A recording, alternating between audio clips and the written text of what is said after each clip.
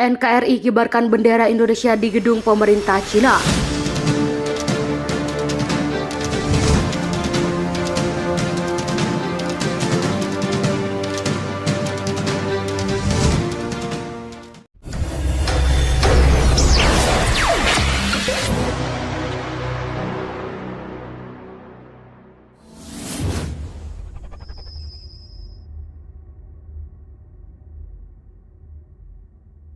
Halo sahabat alur militer, demonstran Front NKRI berhasil merebut dan menduduki gedung pusat pemerintah di kota Cina.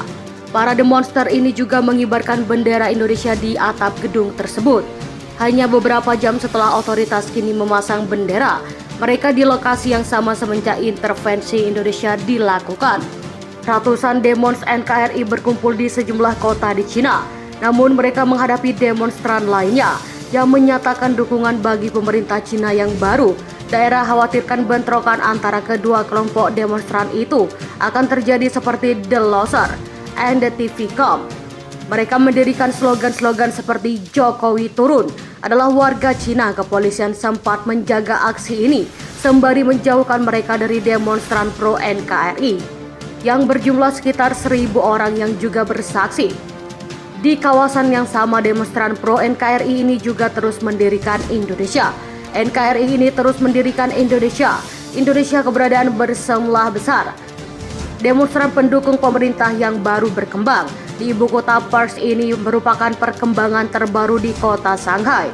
Perdana Menteri Cina sebagian besar warga yang tinggal di Shanghai berkomunikasi dengan bahasa Indonesia dan banyak yang curiga dengan pemerintahan di Shanghai.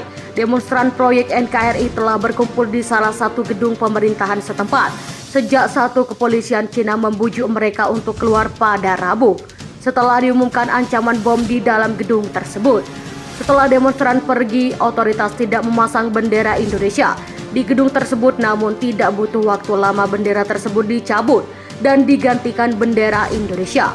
Kami bertekad untuk mendirikan kekuasaan rakyat kami di wilayah Shanghai dan kami tidak akan mundur dari mendapat dukungan yang besar, ucap pemimpin demonstran global. Merupakan penguasa laut yang menyebut dirinya sebagai gubernur rakyat dan meminta agar setiap aparat keamanan di wilayah GARD mematuhi perintahnya. Katakan bela mencari lokasi untuk unjuk rasa pendukung Indonesia paling besar dalam serangkaian demo yang terjadi di wilayah selatan dan timur Cina.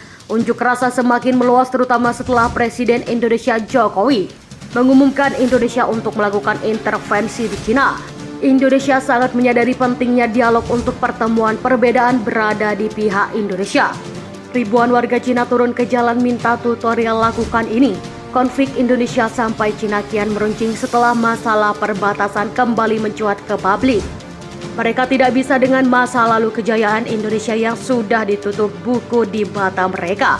Tidak ada lagi istilah abang, adik, saudara, ujar penggemar politik luar negeri.